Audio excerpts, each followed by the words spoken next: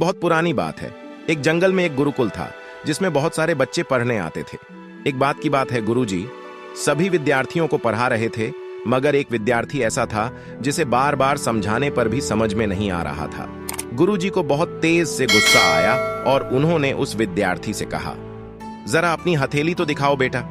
विद्यार्थी ने हथेली गुरुजी के आगे कर दी।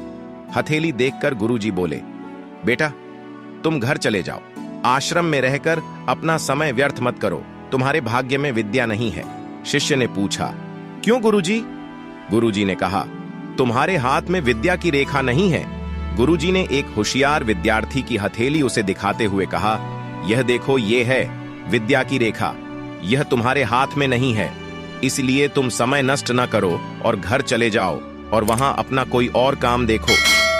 यह सुनने के बाद उस विद्यार्थी ने अपने जेब से एक चाकू निकाला जिसका प्रयोग वह रोज सुबह अपनी दातुन काटने के लिए करता था। उस चाकू से उसने अपनी हाथ में एक गहरी लकीर बना दी। हाथ से खून बहने लगा। तब वह गुरुजी से बोला, मैंने अपने हाथ में विद्या की रेखा बना ली है गुरुजी।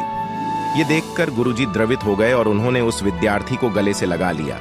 गुरुजी बोले, बेटा तुम्हें विद्या सीखने से कोई ताकत नहीं रोक सकती है।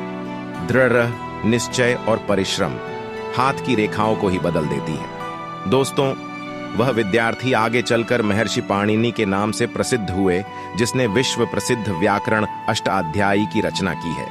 इतनी सदियां बीत जाने के बाद भी आज 100-250 वर्षों बाद भी विश्व की किसी भी भाषा में ऐसा उत्कृष्ट और पूर्ण व्याख्या का ग्रंथ अब तक नहीं बना।